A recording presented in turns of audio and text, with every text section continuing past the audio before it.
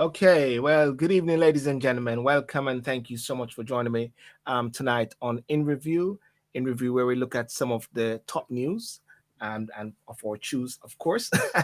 And this is a great day, which is 17th of March, 2022, and we're going to go straight into it this evening. We've got a very packed topic and a very interesting topic as well, I must say, tonight.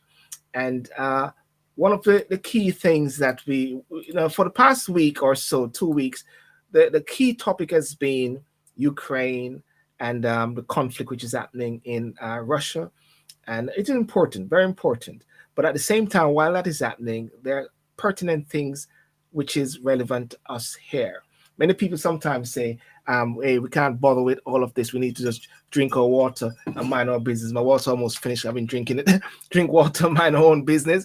But I always say this at the same time. We don't almost drink water, mind our own business. When we look and we see the petrol gauge and we saw the price of petrol and how things are going up, I would say that we can't just allow that business to pass through and carry on without us thinking about it. But there's been a very serious case, I must say, and this is about this Hackney schoolgirl which was strip searched by the police, happened in 2020, and we just found out about it now. Well, persons who are in the know about it, but persons who are not in the know, like myself and many others, just found out about it. But it is been very something which has been touching. So I said, let me take Ukraine off off the top level and just deal with this particular issue. So I'm actually today going to have some very interesting guests. I'm going to have tonight Mr. Joe Aldred, Bishop Joe Aldred is going to be on tonight. I'm going to have Mr. Sean Pascal, and also I'm going to have Miss Pauline Campbell, and Reverend Gary Graham will also join in tonight. But without further ado, I'm just going to bring in my guest and we just go straight for it without further ado. Welcome, Sir Joe Aldred. How are you doing, sir? I'm well, thank you very much, and very pleased to join you and all the guests tonight. Fantastic. Thank you, sir. And Sir Sean Pascal, good evening. Good evening. Very well, thank you. It's great to be on your show again. Thank you for inviting me. Thank you. And of course, I leave the best for last. Pauline Campbell, the lady. Don't do that. I know that you're just trying to, soft soap me. Yes, thank you so much for inviting me. And hi, everybody. Hello. Yes.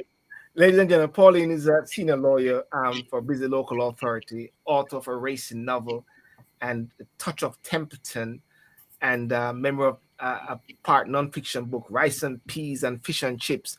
So, guys, I know your mouth start to water, but those are books. Tell us, is that books or some recipe for cooking? What is it, Pauline? It's a book. It's a part memoir, part non-fictional book about the last 50 years of our lives here and our parents' legacy.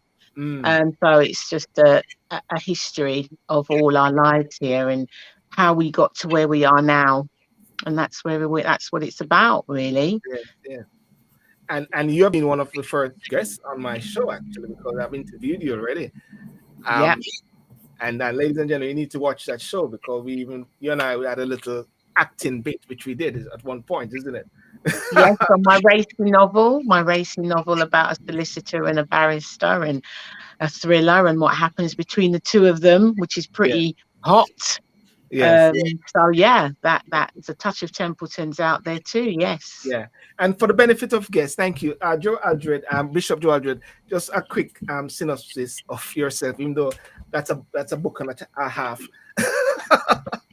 I've actually written the book. It's called From Top Mountain, which is, of course, where I was born and brought up for the first 15 and a half years of my life in Jamaica, many, many years ago. I guess most people will know me from the church and my own denomination, the Church of God of Prophecy, that I was born into and still belong to, kind of tangentially. But my work has been in the field of ecumenical affairs, which is really where you work between churches and try to engage churches across denominations. For the last 30 years, that's been my main work. not denominational, but across the denomination. Work for churches together in England. Does some broadcasting, of course, on the BBC, mostly radio in the Midlands, and some of Radio 4 and 5 Live, and so forth. So yeah, written and published, edited a few books, about 9 of them. And I must say as well that I'm a prophecy boy as well. Church got a prophecy from Ochiria, straight out of Ochi, Jamaica, you know what I'm saying? Yeah. and Sean Pascal, of course, public servant, co-founder of Black Wall Street Media. Tell us about your I don't have a book. I'm still. I haven't finished the story yet. But it will come one day. Okay. Well, ladies and gentlemen, sir, I don't know what to this story about this Hackney schoolgirl, which was strip searched in today's world. I mean, everybody's angry about it. I've seen Dan Abbott written a letter. I've seen also Sir Joe Aldred. You have also written a letter as well to the Education Secretary. Who want to start it off with this one? Would it you, Joe, Uncle Joe, or Paul? I mean, Sean. Yeah, I mean, look, as a father of a daughter, you can't help but feel the rage these parents must be feeling to think of your child going through something like that. And you know, we see our kids getting stopped and searched every day, but to hear something like this, 15 years old, I just don't understand how you've got all these safety measures, all these measures in place to prevent things like this, all these laws and procedures, how it still managed to happen within a school environment as well. And it'll be interesting to see what comes out in the final analysis of this whole thing and how this matter is eventually dealt with. But yeah, I'm still in shock at what I'm hearing. Yeah, if I could set the stage, and I just bring in Reverend Gary Graham, who is back from the cold. Are you, Sir Gary Graham? Can you hear me now? We can hear you loud and clear. How are you doing? I'm not doing too bad. It's good to be on panels on the panel with such eminent friends, and one particular friend I won't mention right now, but it's great to be with him on the platform. Okay. That's not what he was saying. I won't let the cat out of the bag. He do more damage than what he could do, but anyway. Yeah. Well, let me just sort of set the stage a bit here. In 2020, child Q, a black female child of secondary school age, was strip searched by female police officers from the Metropolitan Police Service. The service, which involved the exposure of a child's Q intimate body parts, took place on school premises without an appropriate adult present, and with the knowledge the child Q was menstruating. Teachers told the review that on the day of the search, they believed child Q was smelling strongly of cannabis and suspected that she might be carrying drugs. On questioning child Q, she denied using or having any drugs in her possession. A search of her bag, blazer, scarf, and shoes revealed nothing of significance. Remaining concerned, teachers sought advice from a safer school police.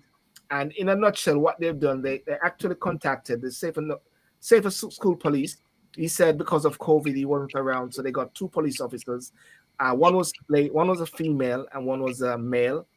Arrived at the school, followed by another 2 officers, one of whom was also female. After discussion between the police officers, child Q was escorted to the medical room.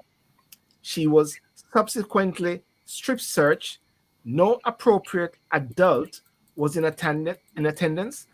Teachers remained outside the room, and child's Q mother was not contacted in advance. No drugs were found. during either of the strip search or search of the room in which child Q had been waiting beforehand. Pauline, I go straight to you.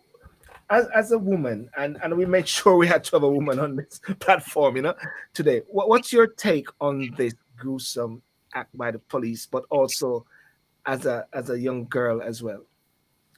To be honest, what worries me more than anything is that if this has happened once, it's probably happened before and nobody's really reported it, or it's been kept undercover, or there's been settlements made without us knowing about it. So the most important thing is that the rights of the child are crucial in every aspect of everything we do. But when it comes to a black child, it's very different, because for a teacher to acknowledge that there is an issue, that's the first thing. And teachers do have to acknowledge that there's an issue. What we don't know is the background to this child. Was there something that they knew about this child that we don't? So when you think of all those things, you think, so if I weigh this up, were they justified in the action they took? Under no circumstances were they justified in the action they took. It doesn't matter for any reason, whatever. A child should not be ever put in that position without an adult person with them. Even then, a search is not appropriate, considering the fact that she was at her monthly time. Anything like that would have been wrong. But that the rights of the child was lost at that time. Nobody took advantage. Everybody took advantage of that on the day. So I believe that it was a snowball effect. It was a domino effect. The teacher made the wrong decision by involving the police in the initial stages without speaking to the parents first. The first thing they should have done was called the parents before they did anything else. So once they made the first mistake, the mistakes continued. But when the police got there, the police continued the mistake process. And you've got to remember who they were dealing with. Had that been a white female, would they have continued that search? We don't know. But I think the perceptions of black people and black children to police mean that they feel they're more prone to be carrying drugs, and as such, they're going to continue with the wrong process. Wow. Uncle Joe, I mean, this is 2022, and of recent days, the Met commissioner stepped down. They had the recent rape of and kill of Sarah Everett, if I'm not mistaken. What's her name? But if we talk about that, but what's your take on this, sir? And being 2022, you know what I'm saying? Well, to be honest, I don't know that the year has much to do with it. Yeah, I have to say. I mean, I read the report today. This is not an area of specialty for me, but I read the report best I could, and was suitably shocked by what I read. And there are so many angles that you can come at with this, but in the end, the report concludes on a number of points. Certainly that strip searching a 15-year-old schoolgirl was inappropriate, that there wasn't any justification for that. They do say that, of course, you can understand that if a teacher suspects that there are drugs concerning a child, that they have a right to raise that and to deal with that. But nothing justifies escalating that on the basis that the teacher thought she could smell cannabis on the child. Nothing proven. You search through the first layer, bags, clothes, and then you decide to escalate that to the level of the police and strip searching in the most intimate way, based on nothing more than that the teacher said she suspected that she could smell something. Let me just say finally, my view is very simple. You will never be able to prove whether if that was a white child, it would have happened. What I think we can say, though, is that irrespective of the ethnicity of a child, that should never happen. and that it was allowed to happen, in my view, the way forward is that those people, teachers and police, who did that to her must be held accountable. I've got, my wife and I, we brought up three daughters. They're all grown people now, and the grandchildren are here, two granddaughters. And if that were me, I'm cutting through all that red tape. I'm going straight for prosecution. I really am. I'm starting a case, whether it need to be a civil case, I'm starting that. Because that should not happen to anybody. And until those responsible begin to pay the price for their actions, I don't believe that the lessons will be learned. You know, I was thinking about this before I go on to Sean. I'm going to sort of do a quick juxtaposing because it was the teachers who contacted the police. Yeah, that is one. And Wakanda, the gentleman who is the producer of Black Panther, was called recently because he was taking money out of the bank. And then someone called the police on him. I'm wondering, should there be some sort of action against persons who keep calling the police like they're a big occurrence? But at the same time, I must say that juxtaposing it is slightly difficult. But Sean, what's your take on that? Persons who keep calling the police, should there be some response, some action against them, or some training? Because that's what is happening a lot at the same time. When you say persons calling the police, you mean calling the police on black people? Yes. Or calling police on black people, yes. Yeah, I think there should be some accountability there. If there's a pattern of if there's a clear pattern of something like that taking place by an individual, then yeah, absolutely, it needs to be dealt with, because it's just another form of racism hidden behind, some. It's what's the word? It's some covert. It's covert racism again, and the only way they're going to stop is if they're held accountable and if there are consequences. But if you allow them to continue to do this, then they're just going to continue to make people's life a misery. So yeah, I agree. I think there should be some sort of consequence as a result of doing that. Yeah. Reverend Graham, let's come on to you on your view, and then I'm going to look at what are some of the actions that can be taken or the things that people are doing at present in regards to this. Gary, what's your take, sir?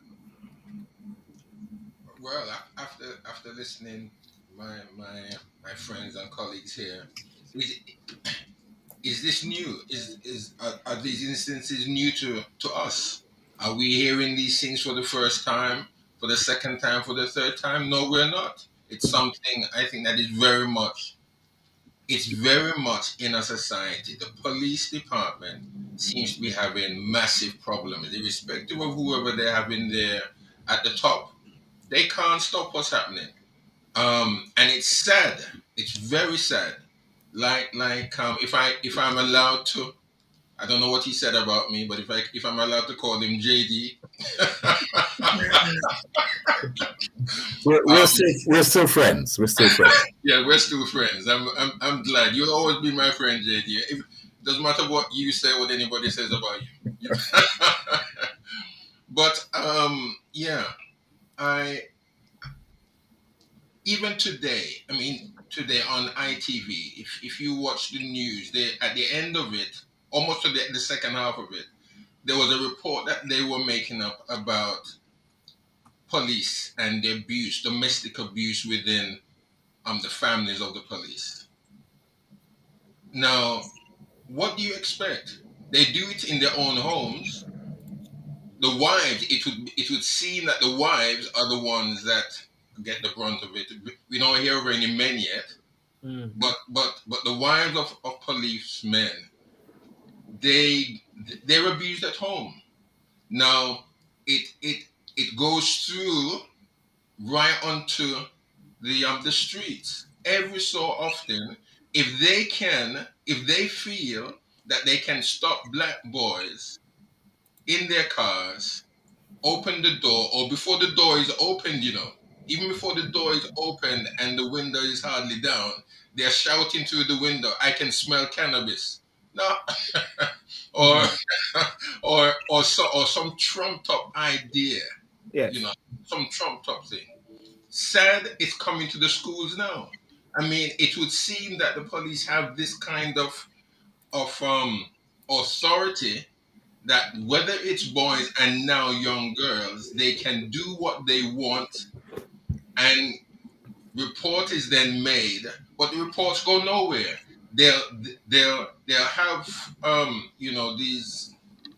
these meetings, and reports are made, reports are written. They've gone here, they go there, but at the end of it, it goes so long that it's lost.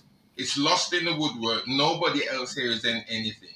And even when JD did say, well, he'll go straight to prosecution, to me again, the wheels of justice turns slowly, and when it comes to black people, it almost stops, because at times it seems as if you will not get anywhere. There's no justice at whatever level, whoever it is, whether it's young black men, young black girls, old men, or old women, whatever. It just seems that justice just stops. They can write as many reports as they want. It won't get anywhere. One of the things which was really concerning was this term, Pauline, which is called adultification. I don't know if you guys pick that up. Adultification of black youths. Yeah. I think what they were referring to is the youth have a very specific reference when they're dealt with in law to an adult. And so an adult, the rules that apply to an adult in law do not apply to a youth. They're very different. Of course, they can be dealt with within the court process, but the sentencing and the treatment and all the way the aspects of their treatment is different. But what they're saying is that with this 15-year-old young girl, they gave the impression that they felt that she would be more associated with the adult aspect rather than a young person. Now, I'd have to read the case to determine on what basis they came to that conclusion. But one of the things that we've got to be very mindful of is that young black males are treated very differently to young black Asians or young black whites. And it's very different in the stop and search, in the statistics we see, in the justice system. It's very, very, very different. And in this case, I think when I read something of it, the police officer made reference to the fact that this young girl, to them, was more on the side of the adult basis rather than as a child. And that was a justification for what they did. Or they felt that she was more perceived in their eyes to be more responsible or more likely to be dealing in some form of drugs. Now, I would have to read it properly to get to the grips of that, because you can't make a statement without reading all the facts. And remember, we haven't got all the facts. They haven't been revealed to us, so we need to be very careful. But I don't care if you're 15 or if you're 14 or if you're 13 or if you're 12 or if you're 10. I disagree with one of the speakers today in that I truly believe that colour is a very significant factor in how children are dealt with, full stop. You only have to look at the expulsion levels. You only have to look at the number of young people that are getting caught up in drugs within the process that are being used by drug dealers because they've been expelled from school, which makes them vulnerable. You only have to look at that to see that there is a difference between black children and children who are not black. So there's, as far as I'm concerned, there is no difference when you look at how white and Asian kids are treated in school, but there is a massive difference when you look at how black children are treated in school. And this search and what happened is typical of that. And I think colour is at the heart of it. It has to be. Sir Joe Aldred, Uncle Joe, it seems to be, and let's go back to that Tony Sewell report, which was done recent days. And I believe the government responded to it, I believe, today or yesterday. This racism factor is still, isn't that the undergirding factor right there? Well, racism has been an undergirding factor in the relationship between black people and white Europeans for at least the last 500 years. So I think the question is how we deal with this. You know, how do we deal with it? I have some kind of biblical and theological reasoning in terms of the way that I view the world. So one of my favorite frame of reference is the Jews in Babylon, 500 years before Christ. And they lived in Babylon. They knew they were in exile. They were in a diaspora, in a diasporic place. Yeah. And once you recognize that that's where you are, you learn very quickly that one of the things that you must do is set yourself to live in that space because of the inherent shortcomings of that space to look after your interests. Now, what it seems to me is part of the difficulty is that we as Black people are in that space, but too many of us, I think, tend to not see ourselves as people living in diaspora. You know, we think we're English, we think we're British, we think we're whatever. Well, actually, at best, I am a African, Caribbean, British person, right? I am not singularly English. And it's very important to me to be that person, because what it tells me is that my roots go beyond this place, and there are stuff in this place which have been treating people who look like me like this for at least 500 years. So it is not a surprise. Gary was asking the question, are we surprised? No, I am not surprised at all. And what Pauline is saying there, I entirely agree with. We should not be surprised, but the question is, what do we do? How do we deal with it? But you may come on to that. I think there needs to be a certain level of a greater sense of awareness about the space in which we live and the things that happen in that space. And we need to become smarter at working out how we should deal, how we should live here. And I don't think we've quite come to that yet. We still seem to think that we can get rid of racism out of this space. Racism isn't going anywhere. So what you're saying then, Uncle Joe, is this. The reality is that we're in a racist sphere. Yes. Right? And therefore, we have got to learn to recognize that and how to navigate the terrains. Yes. Right? That's pretty much what I'm saying. This is Bob Marley sings a lot about Babylon, right? And I'm with him all the time. Whether you're in Jamaica, you're still in Babylon, because Jamaica is still largely governed and the strings of Jamaica are still pulled by the West. But if you live in this country here, you definitely are in a form of Babylon.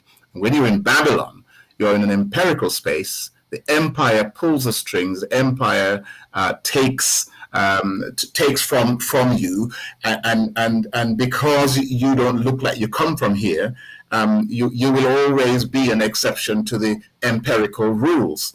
And what I'm saying to my people is that we need to stop saying, well, isn't it 2022, how come this is still happening, and recognize that this is not new. It has been happening for the last 500 years, but we have chosen to live here. And we must know that the place we have chosen to live have these characteristics, and we must work out how are we going to deal with them. So the big question now is this: how can young people growing up in this country hearing about this. A lot of them are going to be hearing about this now. How do they navigate the terrain? How do they grow up in a system like this? How do they bulletproof their life against the impact, if that's the best way of doing it? I don't know, want to take that there, Sean or Pauline, and everybody can actually take it. But how do they navigate this terrain, Pauline? You're an activist there. You're always championing these causes, and I watch you.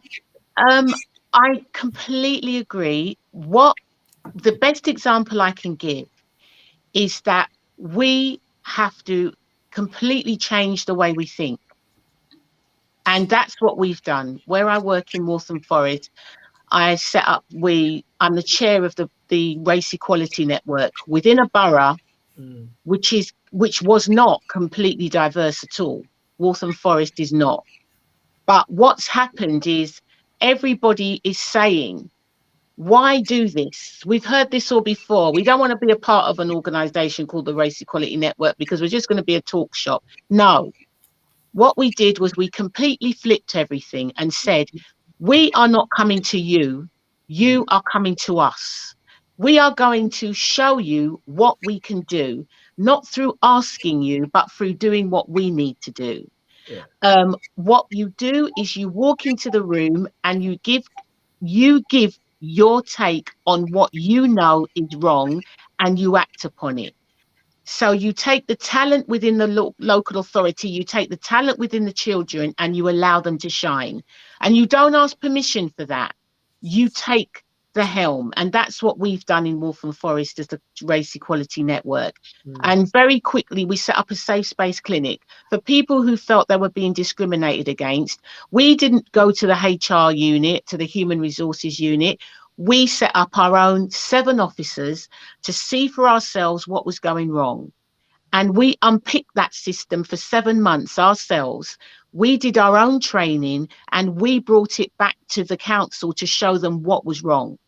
And we told them what we needed them to do to create change. And we're part of that change. Now we have 4 black officers. The head of HR is a black man. The head of inclusion and diversity is a black woman. The deputy director of HR is a black woman. And I've also been responsible for training the top 40 managers on what racism is and how they are not doing their job in addressing it. And that's happened in a year. Why? The motto, show no fear. You walk into a room and you command it. We as black people worry too much about rocking the boat. And when we make it like the Tony Sewells of this world, we give the impression that racism isn't that big a deal because we've made it. We need to stop doing that. Racism is a problem, whether you've made it or not. And that's what we've done.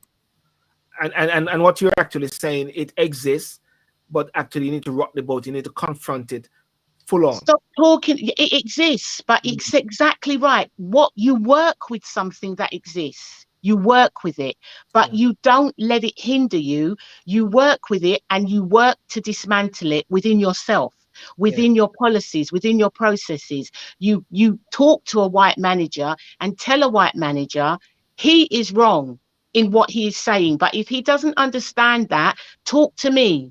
I will explain it to you. I will tell you what you need to do. Yeah. And that's what they're doing. They're coming to us. Uncle now Joe, they're coming to us. Thank you. Uncle Joe, look at the comment by Seema Shaw, and I'm going to come back to you on that if you can see a comment by Seema Shaw. Sean Pascal, what do you say to young people now within Black Wall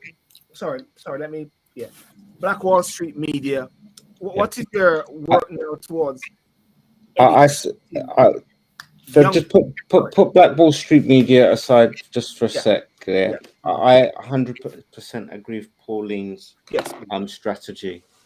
This is exactly what this incident is, exactly why we need black people in policing, why we need black people in government, why we need black people in all these areas, so we can protect people's rights. And we have to think differently. We have to work smarter. We have to be a lot more organized. Yes, you get a rough time when you go into these organizations. That's because they know they don't want us there. And you have to ask yourself, why don't they want you there? And they don't want you there is because these positions hold power. And power to bring change. So you need to go in with a different mindset. You need to put your armor on, okay? And you need to go in there. And yes, you have to stand up and you have to lose that fear.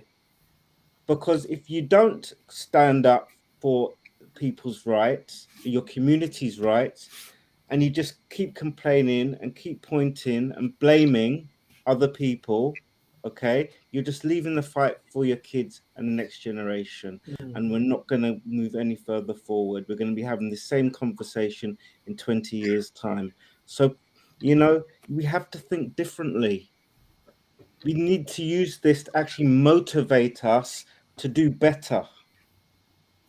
So what you not get bogged down by the negativity and think we can't do, because that's how they've been able to control us all these years, because they've been telling us you can't do. We can do it. We can achieve, and Black people can be organized, and we are organized, and we do work well together. It's all a false narrative if you're hearing something different. Yeah. Uncle Joe, I'm just before I go to Uncle Joe, there's someone asked me this question. Can you explicitly state if color is a significant factor? How do you make the distinction between policing Black communities, young men and girls, to young people from South Asian communities? I'm not sure that's one for me. That's probably more. I'm trying to remember who said something along that line. That's why I grabbed it. But anyway, nothing. Pauline mentioned about the difference between Asian and Black people and how they're policed.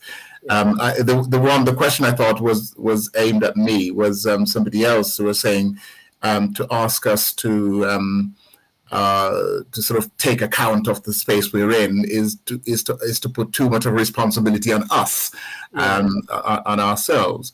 And I simply say to that, well, either we take that responsibility on and exercise our own agency in this space, or we assume that somehow by the will of God, one day, you know, these people who don't like me are suddenly going to start liking me.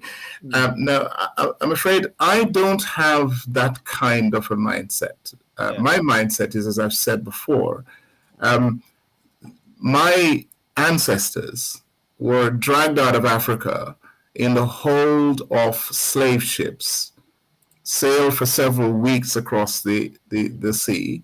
Many of them didn't make it. Some of them jumped overboard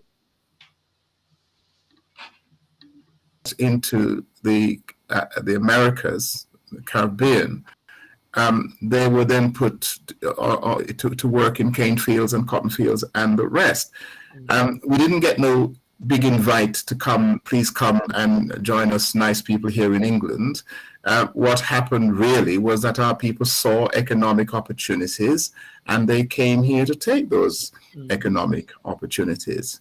And I feel still like I'm a bit of a hostage here, and my heart and soul belongs to Jamaica, where I was born. But I'm here, right? So what I guess I'm saying is I understand this place. I understand that the racism that has been part of the context that started the enslavement of Black people.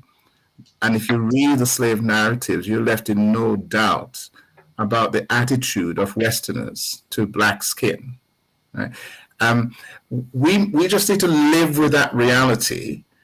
But I am absolutely clear that me here, there is no human being on the planet that is superior to me. Not one.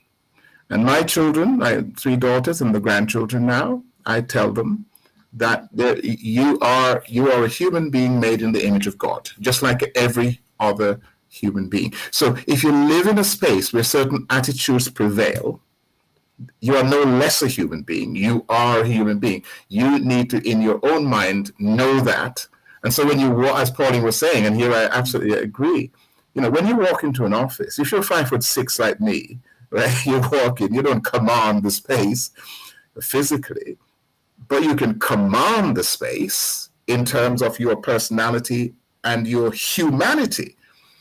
And what I really long for is a sense of us in England recognizing the characteristics of the place where we live, whether by choice or by circumstance, know its history, understand its history.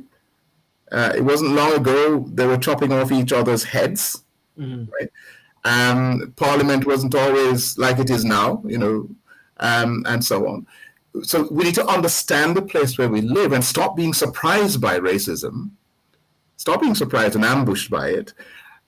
Take our own human agency in our own hands. So when something like this happens with this young girl, right, we're not begging the system and surprising the system, because actually the system's been doing this for a long time. What we should be is organized in a way that we can actually deal with this in a manner that let other people know, don't you dare go there. We're not prepared to tolerate this.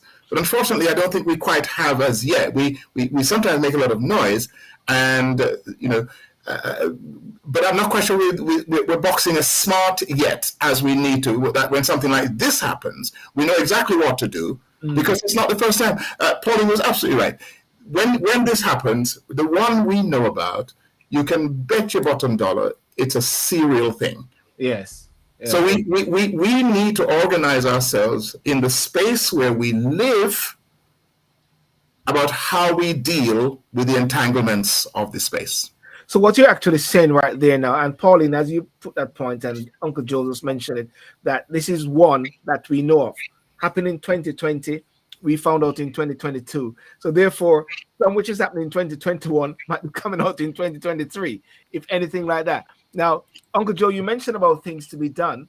I can see Patrick Vernon send me a march which is taking place, calling for dignity in education and protect Black children, a vigil for all Black girls and boys, Sunday the 20th of March, Tottenham Newington Police Station. Is that one of the solution, or is a part of the process in bringing awareness? Pauline, please. Yeah. Can I quickly say, the answer is that one of the most crucial things that that Black people always miss is that the policies that are in place will be the sword that kills the people that have put those policies in place. And I completely agree. The first thing that I would do, but that's because I've got a lawyer's hat on, is I would go to the policies that the school have in place. And then I would take those policies apart, and I would get a pro bono lawyer who would be able to do this for free, to go through those policies and attack them and show that the school broke the law.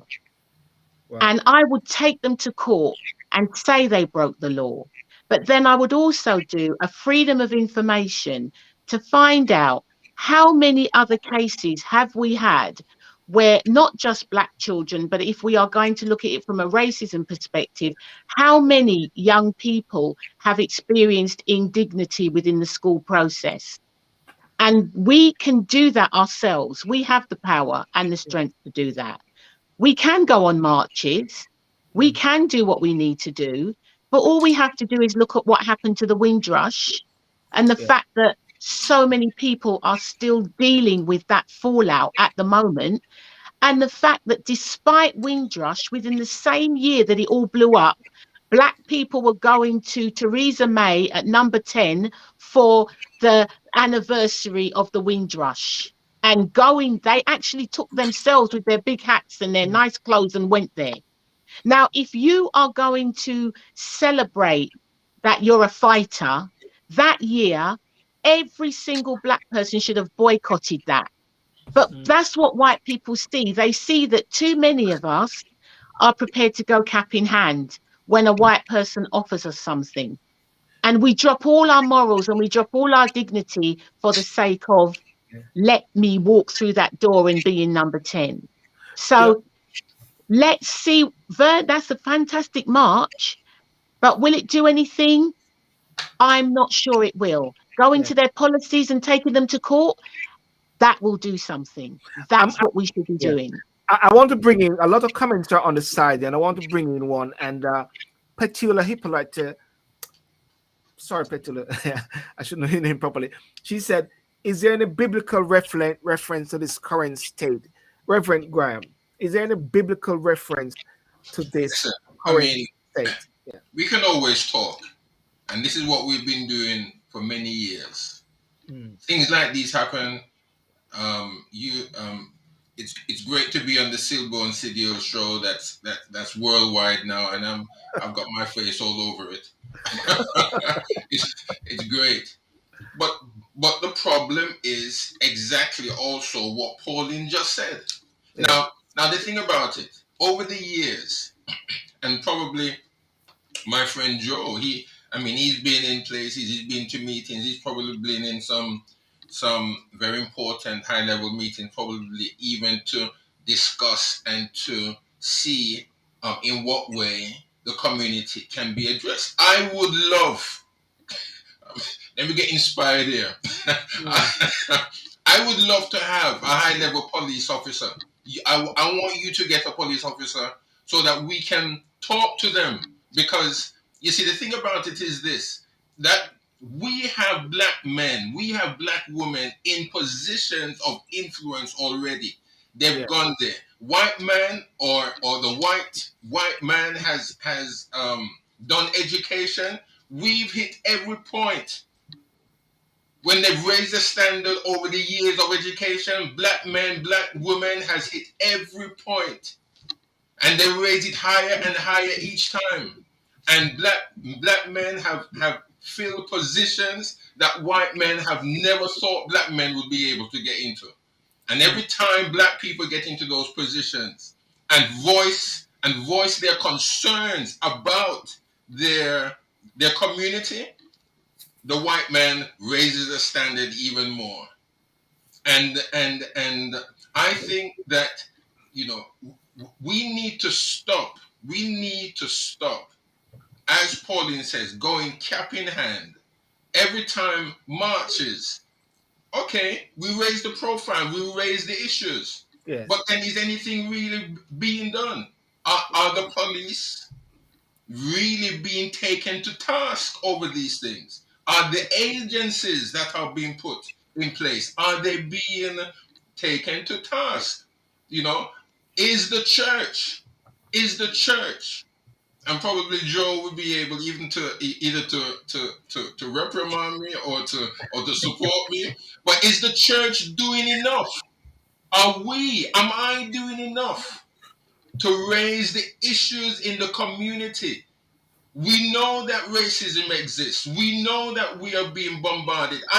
Listen, my son, he's 23, 26, let me get that right, 25, 26 years old, yeah?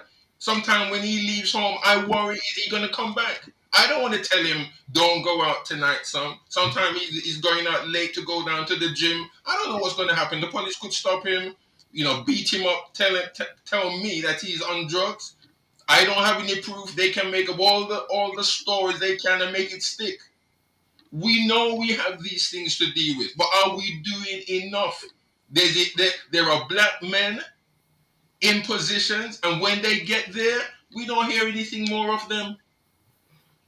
They just service themselves. They've reached, I think Pauline mentioned that they've reached, and that's it for them. They're settled. They look after themselves and their family, their children. They don't need to do anything. They forget where they're coming from. You see, the white man sometimes knows that we are our worst enemy.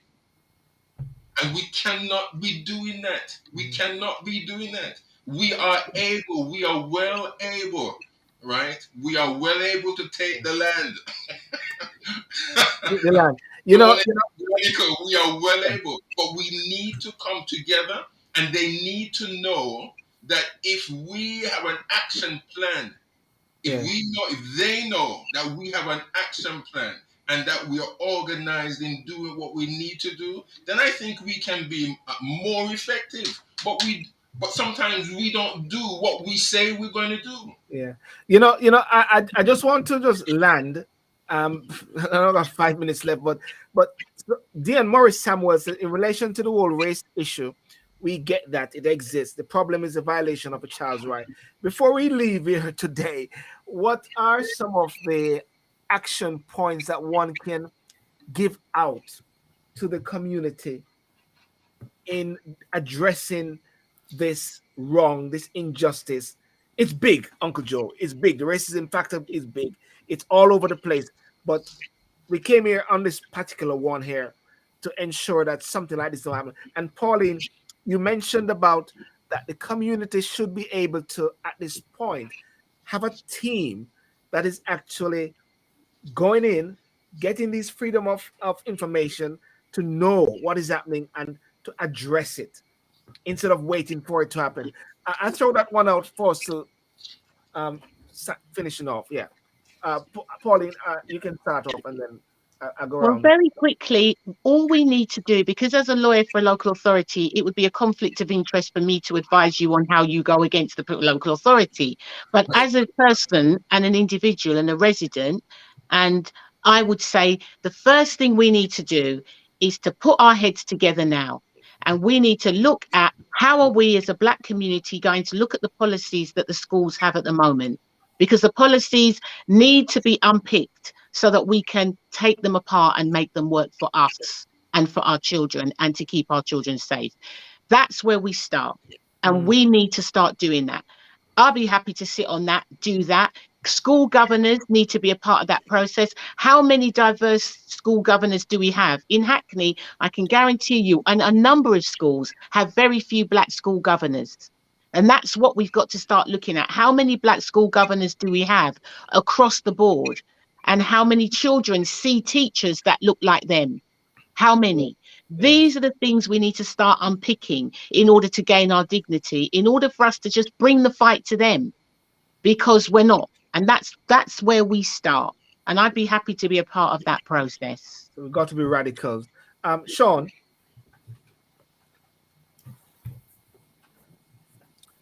Well, hang on. Sorry, Sean. My apologies. Sorry, Sean. I agree with Pauline. The fight has to come from within. You've got to get into these organizations. You've got to understand the different perspectives. You've got to understand exactly how they work, because you can't dismantle something or bring about change if you're only seeing it from one perspective. If you're only standing on the outside looking in, you need to get involved. You need to get in those spaces, and trust me, you will see things very differently. You'll see exactly, you can have all the policies and procedures in place, but they're only as good as the people that operate them. Exactly. You need to realize that. But if we're in those spaces, we can ensure those policies and procedures are followed. That's what I try and do in policing. I hold my self accountable. I hold my colleagues accountable, and there's no squirming out of it, because I know I do their job. I know what's what. But we need more people like ourselves in there, because we are in the best position to fix our issues, but we can't do it from the outside. We've got to come in. Listen, this young lady was abused. There's no question about it. And she and her family should and must get justice. To do that, we need to be able to bring to bear pressure on those points of the system that stands a chance of bringing about justice. And I think Pauline has very clearly suggested what some of those might be with her legal brain. So I don't have anything to add to that, apart from to say that if you read the report, clearly this child has been traumatized, and where the people who should have been her protection, being her safeguard, they turned out, in fact, to be the ones who excessively troubled her, really in a way that is unwarranted, and the early report says that. I agree, Sean. We absolutely need to be in every department. When I hear people say they're leaving the health service because it's racist, I say, well, where are you going to go? Because anywhere in this country you go, any large organization you go to will suffer from the same malaise of the racism that is in the very fabric of Western society. So, oil leave the police. You may as well stay there and try to impact it, or stay in the health service, try to impact it. But as I said, my view on these things is that our community need to be a community that is cohesive. I think we need to fall in love again with our Africanness, fall in love again with ourselves, and behave as though we are part of a community that lives in this space. We are part of it, but we're also part of our own community. We need to solidify that. Pauline, I wish I had time to talk about Windrush, because I would offer a slightly different critique on Windrush and on Number 10 and so on. But I know that we're out of time. We're going to do more of this, because I'm glad this is just like an icebreaker. And I just read something a while ago in regards to the Tony Sewell report there, and it says ministers will drop the term Black, Asian, and minority ethnic, beef up local scrutiny of police stop and search, and draft a model history curriculum to teach Britain's complex past in response to the Sewell report on racial disparity. This is something we'll have to discuss another time, But what's your take on? Is that a part of the solution? Uncle George was going around in circles there. You back to me again? Listen, I read the Sewell, I read the Sewell report when it came out, and I was not part of the big hullabaloo about crying it down. I really wasn't, because I actually think that there are some things in there which make sense to me about how we might move forward. I read the government's take on it today, and again, I'm not an expert in these areas, but for me, that's not what our trouble is. If our trouble, if anything, is our own sense of well-being, and whether or not we, as a Black community, see ourselves for who we are. People who are strong, people who are made in the image of God, really go into. If you walk into a room, you're not second to nobody there. It feels to me like we need to win the battle, as Bob Marley says, in the mind. The identity factor. We got to know who we are, isn't it? Emancipate yourself, he said. Somebody was asking, are we putting too much? But if we think, somebody said to me one time, until white people stop being racist, there's nothing we can do. Well, I'm afraid I do not take that line at all. I don't expect all white people to ever stop being racist, but I will always be a human being who would juke you in your eye if you trouble me. Well, Michelle, which is Gary's greatest fan, as Gary would say all the while, she's in the States, and she said, look at what this war, USA are taking in Ukraine refugees and wouldn't take in the Mexicans, Somalian people. So yes, this is about Black and the Europeans. They're just calling the spade a spade. Well, ladies and gentlemen, I want to thank you so much for joining tonight. This is just the start of much more. And there's this young lady, Injustice. But Pauline said something earlier today that they'll be on the news very soon, going around doing the circles and talking about this injustice. And we hope that there's not much more that will come out. But Pauline, I think the point that you made is very profound and very powerful, whereby the community really need to be very cohesive, whereby we can actually start to put pressure on the powers that be to actually disclose. You have to tell the names publicly, but find out if there's more, to see if this is something which is, what should I say, incestuous, or something which is going on, within the police force, where they're abusing young girls, young boys. Adultification. The adultification. It is like they're marrying this thing up a bit, I believe, with guilty competence, isn't it? In the sense where a child is up to the point where they can determine. Of recent days, during the COVID factor, and I'm not preaching now, they were actually getting children to start to go against their parents, putting children at odds against their parents with the whole vaccine thing. So, there's a lot, Uncle Joe, there's a lot, Pauline, there's a lot, Reverend Gary Graham, and a lot, Sean Pascal, and we've got to follow this through, because looking at the comments, and you guys will have to go back and look at the comments, people are talking about this, people are hurting, and they are looking up to the leaders within the Black community, Uncle Joe, the leaders, Sean, And when we look even at the world today, one of the things that we keep talking about, Gary and I will talk about, that there's not even a strong voice in the world at this point that is, can say, regulating the world to a certain extent. It's a chaotic thing. So therefore it is filtering down. But we, as Uncle Joe said, and we all said, we can stand our ground because we know we're big but we Talawa. We look at what we Talawa.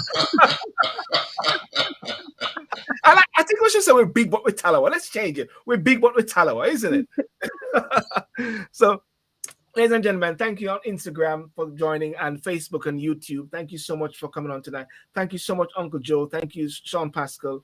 Thank you, Reverend Gary. Thank you, Pauline. You know, I'll tell you a secret, ladies and gentlemen. We were starting the show and we realized that there are all men on the show. And I said I needed to find Pauline, but Joe said something, and I said, Uncle Joe has 3 daughters, Gary has 3 daughters, I've got a daughter, so we all have a Sean. I don't know, you got one there, so we all also have a right. We can speak, you know. But Pauline, thank you again for coming on. My pleasure. Women will rock it. We will always be in the room. Exactly. Always. Thank you very much, guys. Peace out. Good night. Bye. Bye. Okay.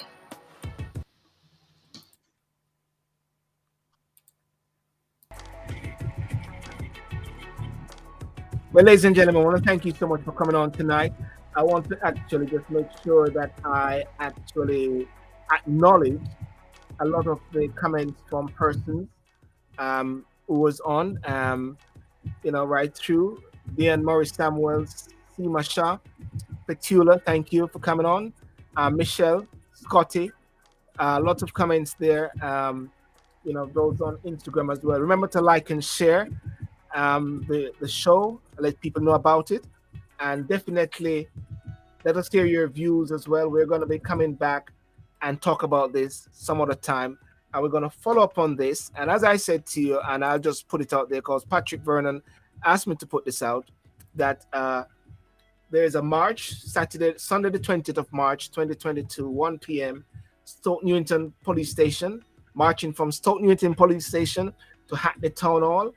And also Dan Abbott, she did wrote a letter, and the letter Dan Abbott wrote, she wrote to talking about this adultification, where she wants to actually speak to the police force up there as well. Okay, so have a good night. God bless you. Bye-bye.